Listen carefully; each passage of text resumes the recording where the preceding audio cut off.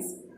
So today we'll be finishing off the chapter thermal properties of matter. As I said in the live class, it's a very small chapter and very easy, but it is just an introduction for the next chapters. That's why it is important, right? So we have talked about what is the difference between heat and temperature. We talked about how to measure temperature and what is the class of science or class of physics which deals with the learning of measurement of temperature, which is thermometry, the device to measure temperature, that is thermometer, and how many different types of scales you have to learn and how to convert in between them, right? And we are going to continue from the topic conversion section, and I hope you remember the equation and you have written on the your notebook.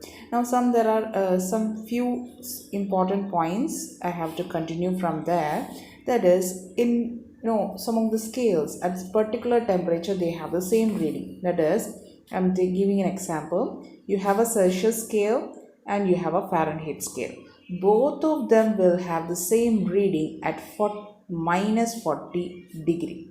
That is, minus 40 degrees Celsius is equal to minus 40 degree Fahrenheit, right? That is, at minus 40 degree temperature, both Celsius and Fahrenheit scale will have same reading. Keep that in mind. Similarly, at 574.25 degree Fahrenheit and 574.25 Kelvin, that is at Fahrenheit and Kelvin scale, will be having same reading. And at 0 degree Celsius and 0 degree Rankine, it's actually Rankine, I think it is Raymer. Let me check. It is Raymer. I'm so sorry. So let's write it as RE. Right? At 0 degree Celsius and 0 degree Raymer, they have the same reading. So there are three scales where there is equal readings. Keep this in mind. Celsius and Kelvin scale never have same reading ever. At same temperature or at any temperature, they never have a same reading. Clear? Right? Now, similarly, Raymer and Kelvin scale also doesn't share any of the common reading is not seen, right? Clear? So this is a small topic we had to continue, and there is another section of the same Celsius scale, or there is a graphical relationship between Fahrenheit and Celsius scale. That is also asked in your examination point of view. I hope you remember the equation relationship between Fahrenheit and degree Celsius. If not, I would recommend you to write now itself. Degree Celsius is equal to F minus 32 by 180. Right? Now what I'm going to do is I'm going to just rearrange this equation so that it becomes C is equal to, right, 100 by 180 into F, right, minus 32 into 100 divided by 180. I can cut this one and becomes what? 5 by 9, right? Or if you want, we can arrange in another way also. That is, let me make this as this has become 5 and this becomes 9. So 9 by 5. C is equal to F minus 32, right? Or we can write it as F is equal to 9 by 5 C plus 32, right? Or if you arrange, you can even write this as what? 180 by 100 C plus 32, no difference. That's why I first tried to write. These two equations are both correct. You know that, right? So you just compare this equation with our straight line equation. That is, y is equal to mx plus c. Right? You see some common thing in between this equation. That is, when you look at this equation, which gives the relationship between Fahrenheit and Celsius scale, it is just like a straight line. So if I plot a graph between Fahrenheit scale and degree Celsius scale, let me make this one a smaller, right? That is, I plot a graph so that in y-axis it is Fahrenheit, degree Fahrenheit, and in x-axis it is Celsius, right? So that means x gone, y gone. So that means slope is equal to 180 by 100, right? So I will plot a graph. The intercept should be 32, that is this much should be 32. So let me take this as 0. So this is 32, clear? And the slope is 180 by 100 means this is slope, right? Tan theta, right? So tan theta means this by this, right? So this should be 180 and this should be 100, right? 180 means this topmost point should be 32 plus 180 is 212, right? So this is 212 degree, this is 32 degree, this is 0 means this is 100, right? That's why this difference is 100. You got a graph, and this is how the graph is plotted, right? I hope you understood how the graph is plotted. We just plotted this equation into the graph, so you get a graphical relationship between Fahrenheit and degree Celsius. Easy. If you want, I will just draw a graph, or that graph itself I am repeating the graph again, right, so that I will make it clear. So this is 32. Let me break this one, right? This is 212 Fahrenheit, right? This is 0, 100, right? So that this difference is delta C, change in temperature, which is 100, or the divisions, and this is delta what, F, that is change in Fahrenheit. How much it is? 180, right? Clear? So if you want, you can rub this end also. So this is how the graph is plotted. Clear? So this is asked in examination, that's why I took it explicitly again. Now next topic which we are going to talk is ideal gas equation and absolute temperature. See, we use a thermometer, right? So I have told you about that there are two types of thermometer. One is liquid thermometer and the other is gaseous thermometer, right? So you can even use a thermometer which is having gas in it and the gas expands due to heat, right? Using that property we can use a gas thermometer. Right. So if you use a gas thermometer also, it shows the same readings, right? Regardless of which gas it is used, right? Because all the gases have same expansion at low temperature, right? At low temperature, all the gases show the same criteria, right? So what are the variable which which describes the gas behavior? First is quantity, that is how much amount of gas you have taken. So these and all are the criteria which describe a behavior of gas. Second, you would have learned that is pressure. Now, in place of quantity, you would have learned it as mass if that is a problem. And third criteria which depends or talks about the characteristic of gas is volume. And fourth is temperature, right? Clear? That is P, V, T, and then this quantity can be mass, or you would have learned chemistry as number of moles, etc. Right? Yeah. Right. And temperature, usually we learn it in Kelvin. Right? So, and based on this, you would have learned some of the laws also. I'm not going to expand it, a lot of things you have learned in your lower classes. I hope you remember Boyle's law, right? For a gas, right, at constant temperature, product of pressure and volume is constant, right? This was Boyle's law, you have learned it. Similarly, you would have learned Charles law. What did Charles law state? That is, ratio of volume by temperature is constant when pressure is constant, right? These two laws you would have learned. Simple. We are just refreshing the things you have learned in your lower class. Now, if we combine these both two equations, you make PV is equal to RT, right? If you have the difference, you can even write PV by T is constant. Or I can write PV by T is constant R, or you can write PV is equal to RT, right? And this is an equation, right? And where you see a constant term called R, and it is called universal gas constant. Gas constant, I hope you know that also. If not, please write it down.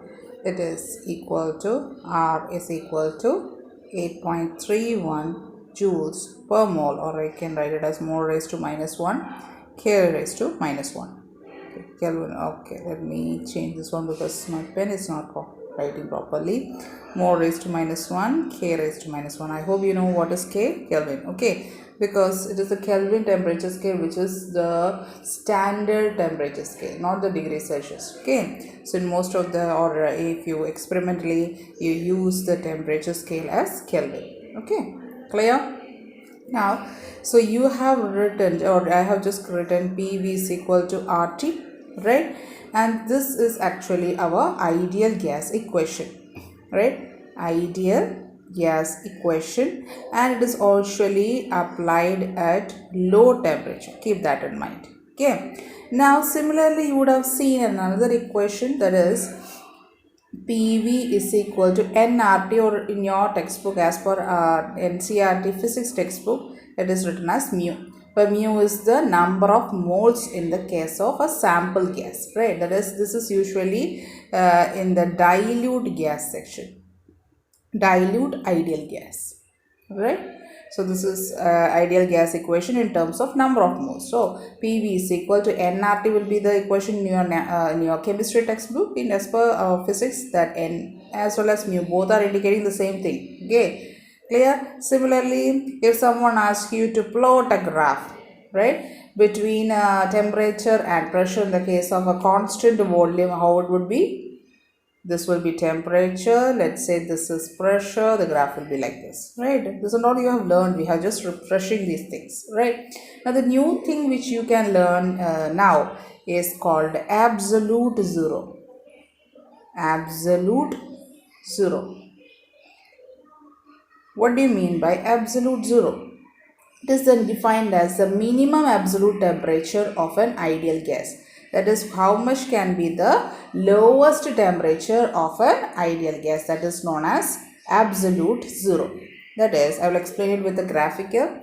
That is, if we plot a pressure, we drew a pressure temperature graph, right? So, if we plot a pressure versus temperature graph, we will get a straight line, right? So, we just drew that one, right? So let's make this as pressure of P, and this is T, and we plotted a graph, right?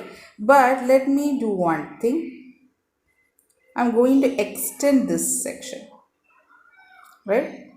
I've extended it here, right? So then that is the, we have extended the line backwards to the x-axis, right? Now you see that this point is minus 273.15 degrees Celsius, right? This is in degrees Celsius. Okay, I forgot to mention that, right? So you see at minus 273.15 degrees Celsius, right, you find the pressure to be zero, right? At minus 273.15 degrees Celsius, only the pressure is zero. At temperature is equal to zero, pressure is there, right?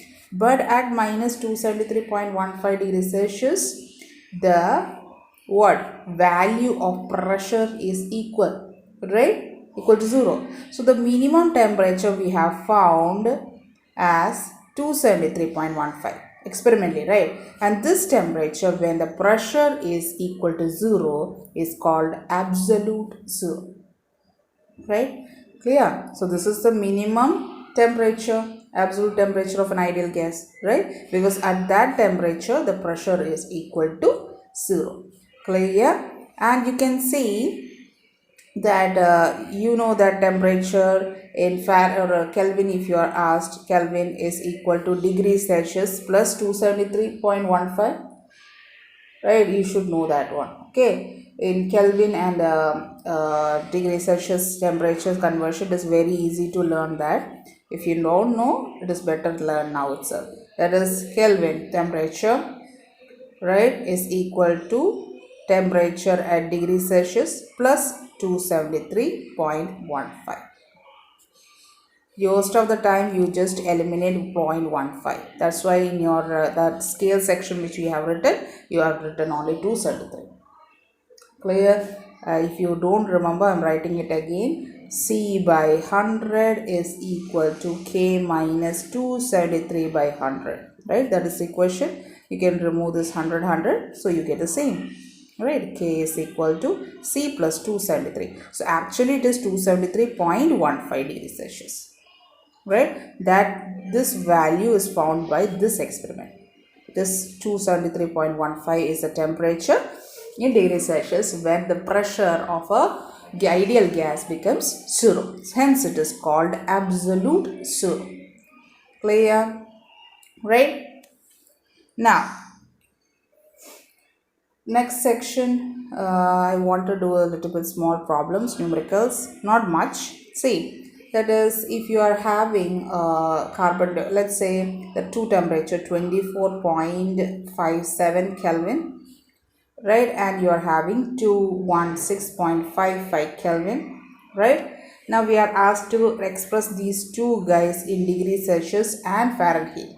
So in Fahrenheit it is very easy, right. So you know what is the relationship between Celsius and Fahrenheit, right. So what is Celsius and Fahrenheit? If this is Fahrenheit equation, it is 9 by 5 degrees Celsius plus 32, right. Now it is given that this is in Kelvin, right. So I have to first convert it into degrees Celsius, right, or you can straight away use the equation, right. In your textbook you are doing a double step process, but since I have taught you guys a single step itself, it is very easy to convert Kelvin to what?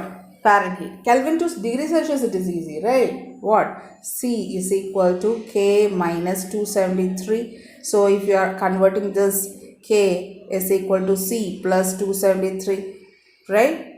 Now how much is K given, or you can just substitute here, sorry. K is given as how much? It is 24.57, right? Minus 273, you will get a value, right? You will get it as around minus 248 point something degrees Celsius. It is very easy. Similarly, this Kelvin also can be changed into degrees Celsius, just therefore minus 273, right. That is very easy. Now comes the question of Fahrenheit. How would you convert into Fahrenheit? Straight away equation you have been taught. Write the Fahrenheit equation as 5 minus 32 by 180. That is equal to K minus 273 by 100, right. Now sorry, this is 9 by 5, so this becomes 9 and this becomes 5, right. Write the K's value here, that is a Kelvin temperature, then you can find F, right. Clear? Now this is not a tough question, guys. It is very easy if you are understood the equation how to make it. Clear? Now let us move to the next topic of the syllabus, which is thermal expansion. Thermal expansion. See, this entire chapter doesn't have explicitly neat topic, etc., etc. All the topics are okay based on your textbook itself. So when you have a body, it is heated, right. So its geometrical size will be changing, right, and this is known as thermal expansion, right. It is increasing the dimension of a body due to the increase in temperature, right. So that is, see, you know, water is cold at the top of the lake, right. Why? Because it expands and then it becomes less dense.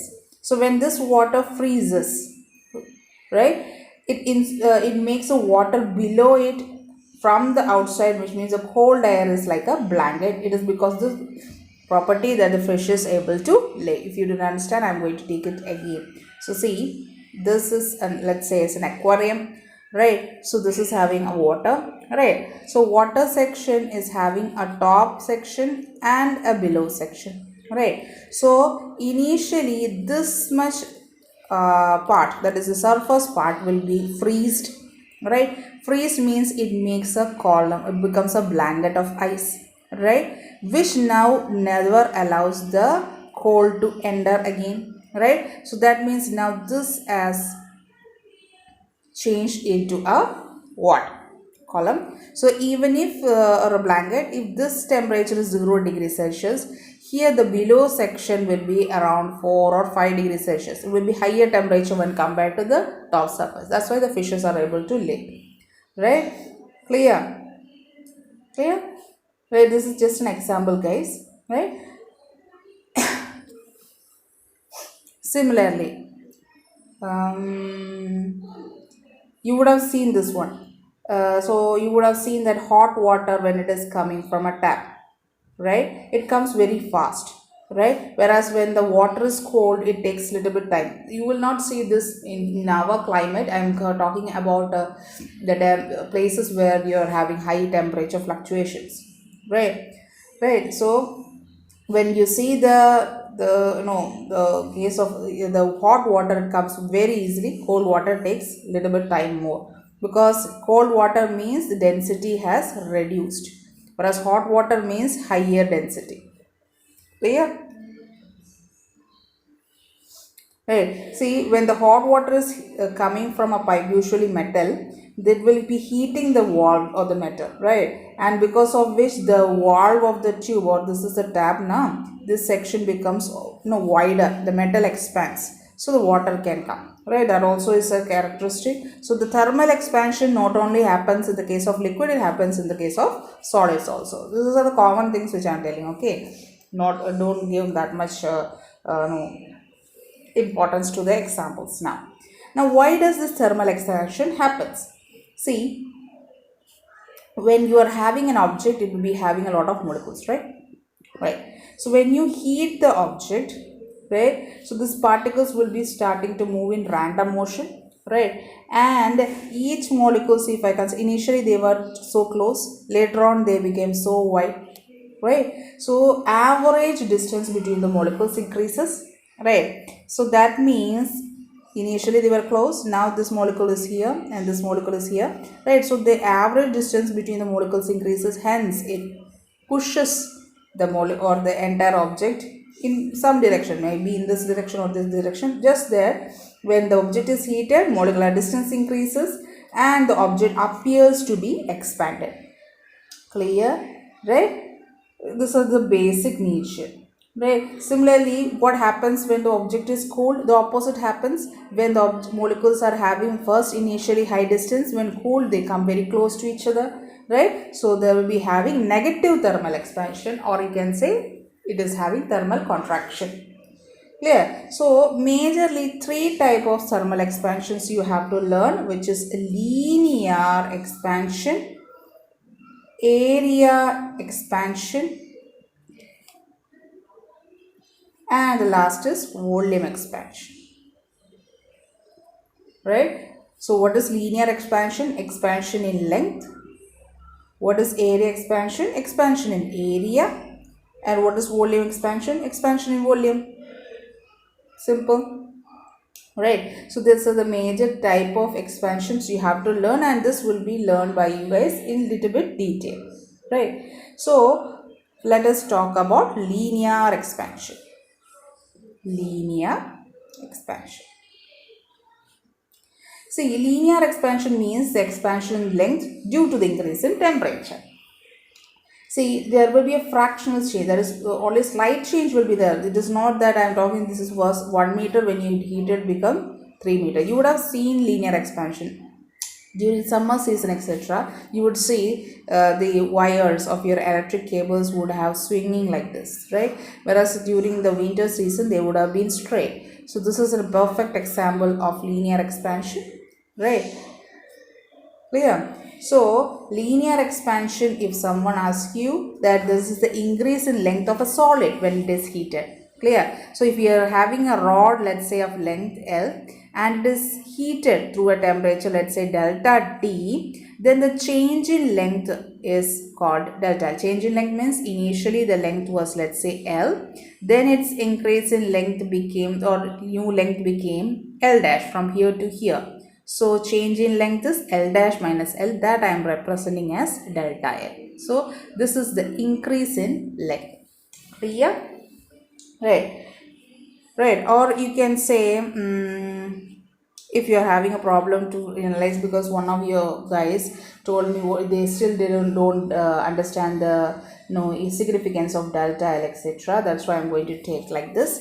Suppose initial length is L. I increase the temperature by delta T. That means temperature initially was T. Now the new temperature is T plus delta T. So that means delta T is increase in temperature. Right. Now new length, let's say, is del L plus delta L. That means the increase in length is delta L. Okay. Right? Clear? Now it is said that delta L, that is increase in length due to thermal expansion, is equal to alpha into L into delta T. Delta L is equal to alpha into L into delta T. That is how much length it is increased is actually proportional to initial length and how much increase in temperature has happened. In order to remove this proportional, we are introducing a constant called alpha, and this coefficient or this constant is called coefficient of linear expansion. Coefficient of linear expansion, right? Or it is called linear expansivity. Linear expansivity of a solid, right? Clear? So this equation you have to by heart. This is the equation for increase in length. Now what does the coefficient of linear expansion tells you? It is a parameter which tells how the size of the object changes with the temperature. How can the length of an object change? That is indicated by the coefficient of linear expansion, and it depends upon the metal you are taking. So if I take iron, right, it has a constant value of linear expansion. Copper has its own coefficient of linear expansion, right? So coefficient of linear expansion depends upon the material you are going to take. Clear? Right? Clear? I hope this much is clear. And sometimes this expansion or this equation is, sometimes you can even write it as delta L by L is equal to alpha into delta T. Right? You can even write this equation in this form. And sometimes, since alpha is something which you are going to repeatedly take, and to signify that this linear expansion coefficient or coefficient of linear expansion, you will write it as alpha L. There will be a suffix also. Clear? Right? Now the section I'm going to write an equation. This is not there in your textbook, but better to study, right? Suppose L0, right, is the initial length at 0 degrees Celsius, right? The initial length of the rod at 0 degrees Celsius. Let's say LT is the length of the same rod at a temperature T degrees Celsius. Right, that is at 0 degrees Celsius the length is L0, and at T degrees Celsius, let's say the length is LT, right? Then you can form and you can see an equation. LT, length at T degrees Celsius, is equal to L0, that is length at 0 degrees Celsius into 1 plus alpha into T, or alpha L into T. This is the relationship between length change or length equation, or change in length at different temperature. LT, that is length at 3 degrees Celsius, is equal to length at 0 degrees Celsius into 1 plus alpha into T. And here you can even, from this equation, you can separately take alpha L also. Alpha L is equal to LT minus L0 divided by L0 T. Just rearrangement of the above equation. Right? Clear?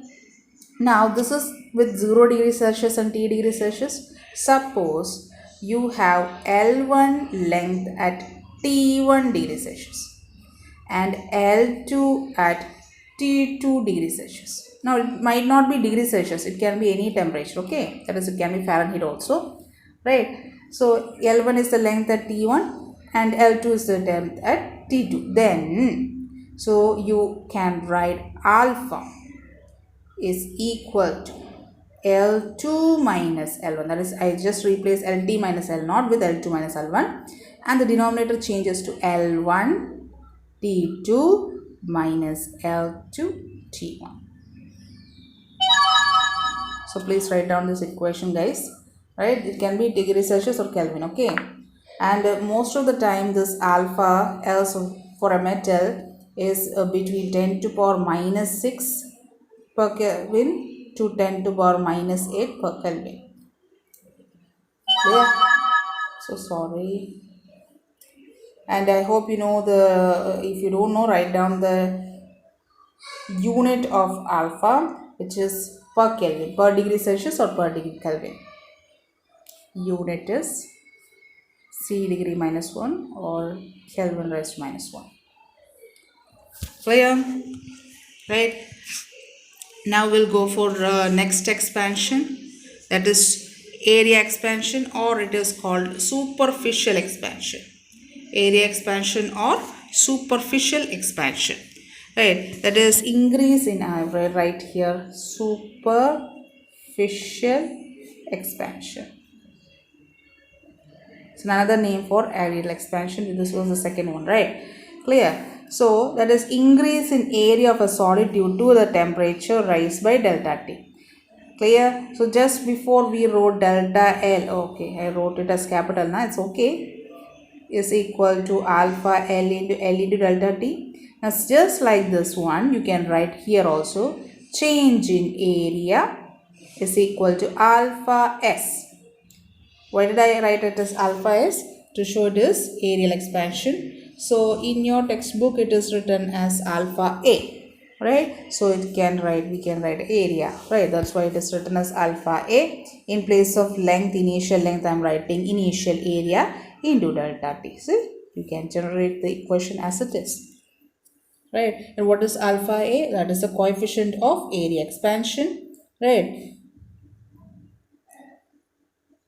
Right. So what does alpha A signify? It signifies how much increase in area can object have due to the change in temperature.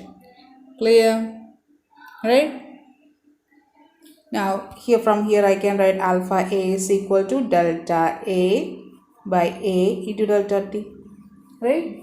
This is all you recommend. Someone asks you what is the definition of a coefficient of superficial expansion. I can just say it is the change in area, right, or degree of area expansion divided by temperature, or change in temperature. This and all you can make by yourself, not a big deal, right? Now this much clear, right? Now just like the linear expansion, from here this section is not there in your textbook, but good to know things. That is, if A0, just like L0, LT we have taken, right? So similarly we are going to take about AT and A0. Let's say A0 is the area at 0 degree Celsius or 0 temperature. AT is the area at T temperature.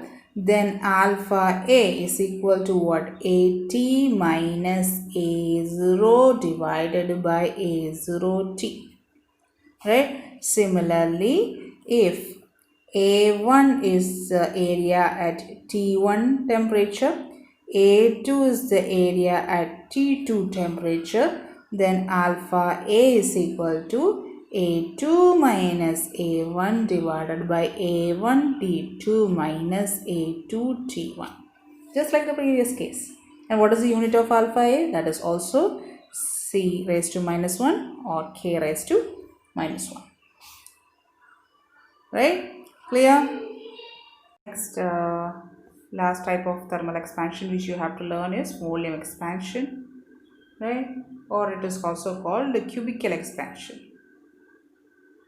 So you can understand from the name itself that is increase in volume, right? So I need not go for the details, right? Let's say that this delta V is a change in volume, V is the initial volume, then delta V is equal to alpha V, that is the coefficient of volumetric expansion or volume expansion or cubical expansion, right? Coefficient of cubical expansion into, right? Then I can write as delta T into initial volume, right? This can be written by yourself just like the previous cases, right? So it is very easy, right? So just like the previous cases, when let's say V naught is the initial volume at zero temperature, Vt is the volume at T, then alpha V is equal to Vt minus V naught divided by V naught T. Right, suppose V1 is the volume at T1 and V2 is the volume at T2, then alpha V is equal to V2 minus V1 divided by V1 T2 minus V2 T1, just like the previous cases. Simple, right? Now its unit also is what? Degree Celsius raised to -1 or Kelvin raised to -1. Clear? Now there is a relationship between this alpha L, alpha V and alpha, oh sorry, area, right? So write it down like this, that is ratio. Let me rearrange it. First we learned about linear, then we learned about areal, right, or surface area. So it is alpha L, alpha A and alpha V is equal to 1 is to 2 is to 3. This is the ratio between the three types of coefficients of expansion, right? Clear? Right. Now similarly, sometimes you will be asked to draw, or it has been asked as a relationship between this alpha V and temperature, right? So it's very easy. This experimentally proved, not theoretically. Alpha V and this is temperature is usually taken in Kelvin, was found to be like this, somewhat like this, right? So if a graph is plotted between alpha V and the temperature, so you see that initially alpha V is changing linearly, somewhat linearly, and then it is varying non-linear way, right? At higher temperature, right, then it is becoming constant, right? Clear? This is asked in examination, that's why I explicitly took and show you. Clear? Now the next topic is this is separately asked in some of the examination, that there is any anomalous behavior, that is some peculiar property of water, or you will write it as anomalous behavior of water, right? Clear? So after that we have to explicitly go to another topic. I don't know if it is your textbook is having thermal stress. No, it is not having, but I will tell you what is thermal stress. Okay, so from this point of view, write anomalous behavior of water. Right?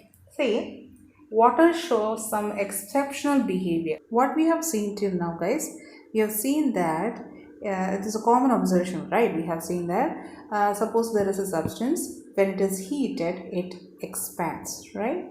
Expands means its volume increases. Volume increases means obviously density decrease. This is what we have learned till now, right? And vice versa. That is, if it is cooled, the volume decreases, the density increases, right? Right. This is a common sense or common knowledge we have learned till now.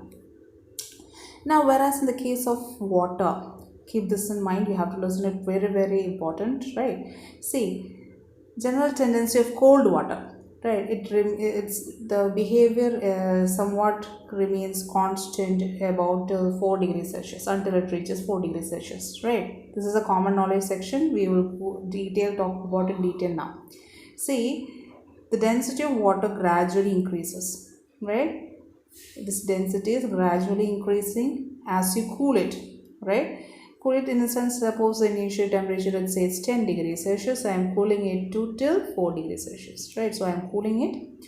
So cooling it means, right, usually you will think that the volume is decreasing. That means, right, the density has to increase, right? So that same is happening here.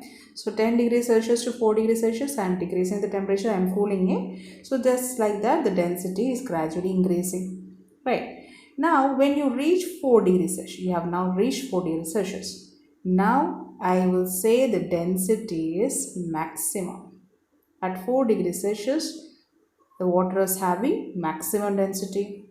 Now when the water, now I am going to decrease from 4 degrees Celsius further to 0 degrees Celsius. Now it is having very important characteristics of water. Now further I am decreasing from 4 degrees Celsius to 0 degrees Celsius. That is, you are cooling it further to make it into a ice.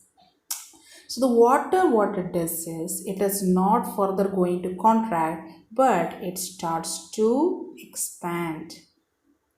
From 4 degrees Celsius to, when the temperature is decreased, it is supposed to contract. But from 4 degrees Celsius to 0 degrees Celsius, when you decrease the temperature of water, it expands rather than contracting. So when it expands means volume increases, that means density decreases, right? Clear? So at 4 degrees Celsius, when the maximum density is there, from here the density goes on decreasing. Clear? Clear? So when you cool it further to make it 0 degrees Celsius, water expands, which with a further drop in temperature, meaning the density of water decreases when you cool it from 4 to 0 degrees Celsius. Right? This is the anomalous behavior of water. Because normally if you decrease the temperature 4 degrees Celsius to 0 degrees Celsius, any liquid is supposed to contract, in the sense density is supposed to increase. But you see here, from 4 degrees Celsius to 0 degrees Celsius, when the temperature of water is decreased, is undergoing an expansion, that is the density is going on decreased. So at 4 degrees Celsius is the temperature at which the water has highest density. Maximum density is at 4 degrees Celsius. Right? So this effect of this expansion of water is that the coldest water is always present on the surface. Right? The surface will be having the coldest temperature. This water is 4 degrees Celsius. Right? At 4 degrees Celsius, it is having maximum density, that is, it is the heaviest. Now this water settles on the bottom, right? That is 4 degrees Celsius, water will be heavy, so it will be occupying the lowest portion, right? Now all the other, that is at 0 degrees Celsius, all the molecules of water which has now 0 degrees Celsius will be occupying, because they are highly lower density, so they will occupy the top surface. All the 4 degrees Celsius molecules, they are having higher density, they will be occupying the lowest portion, right? So all the molecules which is at 0 degrees Celsius will be, that is the top surface will be at 0 degrees Celsius, whereas the below section will be 4 degrees Celsius. That's why the fishes can live here, because lower sections water will be having higher temperature when compared to the upper surface. Clear? Right? Now there is a graphical representation of the same in your textbook. I would recommend you guys to learn that one. Clear? Right? Now the molecular nature, how it happened, etc., you will actually learn in chemistry, so need not worry about it. Right? Right. If you want, I can show that the graph also. I'm not going to show the numerical values you can see in your textbook. This is volume. This is T degrees Celsius temperature. I'm going to mark just 4. This is 5. This is 0. Let's say this is 10, and this goes on to 100 degrees Celsius. So at 4 degrees Celsius, the volume is minimum, right? And then it increases like this, right? I plot the graph for density, right? So density is maximum at 4 degrees Celsius, so this is 4, right? And this is density, I write it as a rho, and this is temperature. So the graph is like this, maximum at 4. So in the either side, the density is less. Clear? Right? So the explicit graph is there in your textbook. I would recommend you to look into it. Right? Now let's move on to the next major topic, that is heat capacity. Or there is a small derivation part. There is only simple derivation part. That is a relationship between alpha V and alpha L. We have talked about it. Right, ratio we have talked about it, 1:2:3, right? So 1:2:3. So what is the relationship between alpha V and alpha L? It is 1:3. This is alpha L, this is alpha V, right? So simple. So but we have a small derivation to prove the same. That is the relationship between alpha L and alpha V. I hope you remember what is alpha L and alpha V. Linear expansion coefficient and volume expansion coefficient. Now, so we are going to derive that relationship. So suppose we are having a cube, right? Initially its length, let's say this is a cube, right? Initially, let's say its length is L, right? And by the temperature increase to T plus delta 3. Initially, the temperature was T, at that time the length was L, and the temperature now increased by delta T, so that now the length is L plus delta L. Let's say like that, right? So you know what is alpha L? Alpha L is equal to what? Delta L by L divided by delta T. You just rearranged it, right? Clear? From here I can just write what is delta L.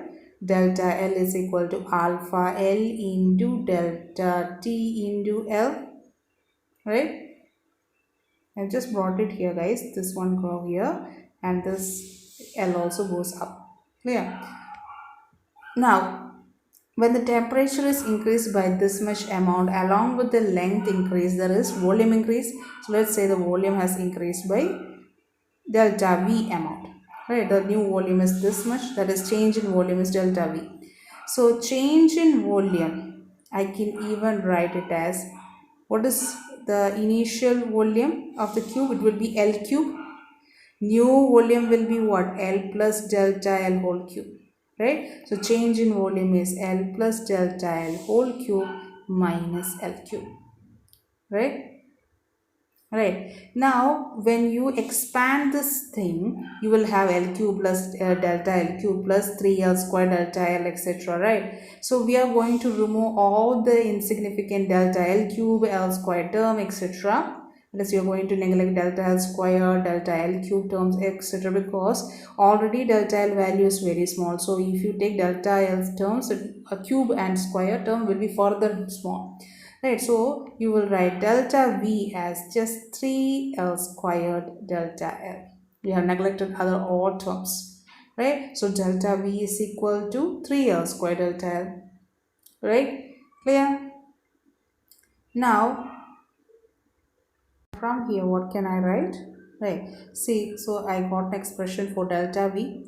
Now, what is alpha V? That is coefficient of volume expansion. That is the change in volume by initial volume into temperature change, right?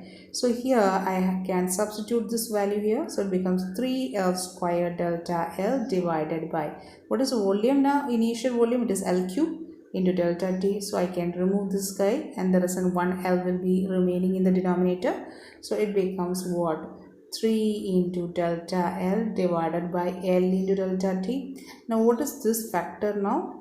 This is our alpha L, right? So I can write alpha V is equal to 3 into alpha L, right? So we just proved that the ratio of volumetric expansion and linear expansion's coefficient is 1:3. Or this can be written, right? This alpha L is to alpha V is equal to this 1:3. Right? Actually, this can be even derived for the other thing also, but since it is not there in your curriculum to know to show this relation of 1:2:3 also, so need not bother about it. Clear? So the next topic which we are going to talk is thermal stress. Thermal stress. You have to learn the relationship 1:2:3. Better you learn it, but the derivation part is only for volume expansion and linear expansion. Clear? So write the heading thermal stress. So consider that there is a rod, right? And one end, okay, let's say whose end, let's say to both the ends, right? These both ends are rigidly fixed, right? So if now I am increasing the temperature on this rod, right, then the rod is prevented from expanding in either sides, right? It cannot expand in here this direction or this direction because it is fixed there. So there comes a stress inside the metal rod, or I can say it is called compressive stress, right? It is developed inside this rod, and the magnitude of the compressive stress is what we are going to calculate here, right? So when there is a rod, it is fixed at both ends, so it cannot expand in either sides. So obviously it tries to expand. It is its property, right? So it starts to bend like this, right? So that is called its stress. Now we are going to find the magnitude of that stress, right? Clear? So let's say if L is the length of the rod, right, and I am going to increase its temperature by delta T. Alpha is the coefficient of linear expansion, alpha L, right? And if the rods are not fixed, then the rod would have expanded by how much? So let's say delta L, write it as capital delta L, right? Now we know what is the relationship between delta L and alpha, etc. Delta L is equal to L into alpha L into delta T, right? We have learned this one, right? Now because now the ends are fixed, so this delta L expansion is prevented, right? And you know, for any metal surface or a solid section, there is a modulus of elasticity, Young's modulus, right? And stress is equal to y into delta L by m, right? Stress by strain is Young's modulus, right? You can write it like this. Now what is delta L by L? From here I can write delta L by L is equal to alpha L into delta T. Let me substitute here. That becomes stress is equal to y into alpha L into delta T, right? This stress, or this is called compressive stress, is developed in the rod, and this value is called thermal stress. Thermal stress, right? Now similarly, if the rod is cooled, it is prevented from contracting, right? It wants to contract to its smaller size, so that stress is called tensile stress, right? Clear? Right? So that is compressive tensile stress or compressive thermal stress, right? So this term can also be called thermal stress, or it is usually sometimes called tensile stress, right? So I hope you understood this very small topic. Clear? Now let's move on to the next topic. See, I have told you this is a very small chapter and it's a collection of small subtopics. So I hope you understood the thermal stress also. Now in your textbook, I believe there is no equation for it, but better you can write it now itself. Now the next heading, thing which we are going to learn is specific heat capacity. See, many of the terms looks like same from here. Specific heat capacity, usually it is shown by capital S, right? Specific heat capacity.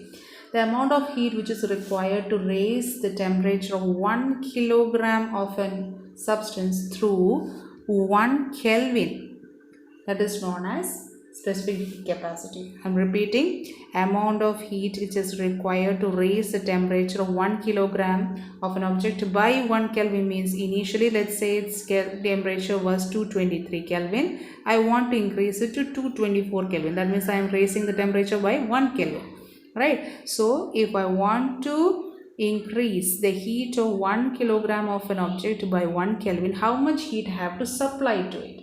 That is known as specific heat capacity, and SI unit is joules per kilogram per Kelvin, right? And CGS system, it is calorie per gram per degree Celsius.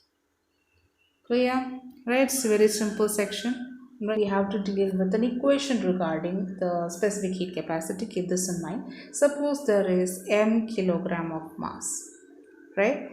And I want to ink, and suppose this object is having a specific heat capacity of S, that is I hope you remember the definition, amount of heat required to raise the temperature of 1 kilogram of a substance by 1 Kelvin, that is the specific heat capacity, right? Let's say this object is having specific heat capacity of S, and I want to raise the temperature of this object by delta T temperature, then the amount of heat I have to supply is given by delta Q is equal to M into S into delta T, right? This if I provide delta Q amount of heat to that object which is having specific heat capacity of S and mass m kilogram, then I can raise its temperature by delta T. Clear? Right? So this equation is very simple and easy to learn. Now there is a small term which you have to know, which is molar specific heat, right? Molar specific heat, right? And its symbol is capital C. Now this definition is similar to the previous one.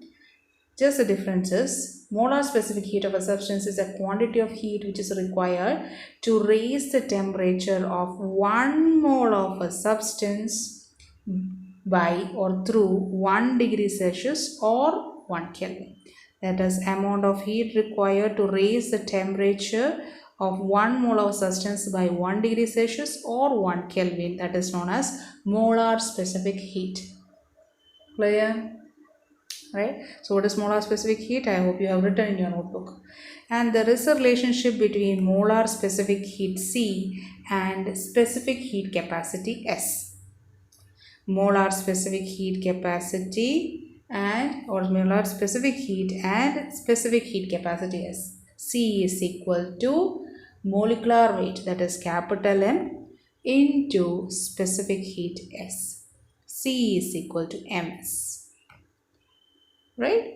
So what is C? Molar specific heat, amount of heat required to raise the temperature of 1 mole of substance by 1 degree Celsius or 1 Kelvin. What is S? Amount of heat required to raise the temperature of 1 kilogram of substance by 1 Kelvin. Clear? Right? Now what is the unit of molar specific heat? Right? Molar specific heat has the unit joule per mole per Kelvin in the case, or in SI system or in this SI system, and CGS system it is calorie per mole per degree Celsius. Clear? Right? Simple. Now based on this molar specific heat, regarding the metals, our average molar specific heat of metals, there is a law called Dulong and Petit's law. Not there in your textbook, right? But in your material it is there. Based on molar specific heat of metals, right? What did Dulong and Petit's law state? It stated that the average molar specific heat of all the metals at a constant volume, there is no change, and at room temperature, right? All the metals average molar specific heat, which is all the metals should be at room temperature and should have no volume change, right? And all the metals will have the same average molar specific heat. According to Dulong's Petit law, the average molar specific heat at constant volume at room temperature is same for all metals, and it is usually equal to 3R. That is 3R means if you substitute the values, it will be 6 calorie per mole per Kelvin. Right? Clear? Simple? Right, I hope this much is clear. So we have written a lot of equations. This and all should be there in your head. Right. So someone asks you what is the specific heat capacity is dimension formula. It is L squared T raised to minus 2 K raised to minus 1. Whereas this is the dimension formula of specific heat capacity. What is the molar specific heat dimension formula? It is M0 L raised to 2 T raised to minus 2 Kelvin raised to minus 1. Right? Clear? So this are all simple things you can learn by yourself actually. Right? Now there is a small term which you have to know, which is heat capacity. So all of them it is similar to hear about, but all of them are a little bit different. Heat capacity always called thermal capacity. Right? So heat capacity or thermal capacity of the body is the quantity of heat which is required to raise the temperature of the body by 1 degree Celsius or 1 Kelvin. Nothing has been specified about mass, right? You just require this much amount of energy or heat which is required to raise the temperature. Like, we are not at all talking about the mass. It doesn't depend upon the mass of the body as well as on the material of the body. That is, if M mass of the body is there and S is the specific heat of the material, then the heat capacity is given by H is equal to MS. Right? That is, if suppose you are already talked about this in the earlier section, You are told, suppose Q, if you want amount of heat which is required to raise the temperature of the body by delta T, I can write it as delta Q is equal to ms into delta T. Remember, we have write it. So this ms, I replace it with H also, where H is the heat capacity or thermal capacity. So this equation you can even write it this form. Clear? Right. And similarly, if there are n number of moles of substances, right, n number of moles are there, and C is the molar specific heat, then the molar heat capacity is given as H is equal to N into C. The initial H is equal to M into S, right? So you are having M kilogram of object, S is the specific heat. If I talk specific heat, this is in base of kilogram, C is in terms of moles, right? So H is equal to N into C. This is also okay, right? So what is the unit of heat capacity? In SI system, it is joules per Kelvin, right? In CGS system, it is calorie per degree Celsius. Right, simple. And what is its dimension formula? Heat capacities, it is m squared T raised to minus 2 Kelvin raised to minus 1. Clear?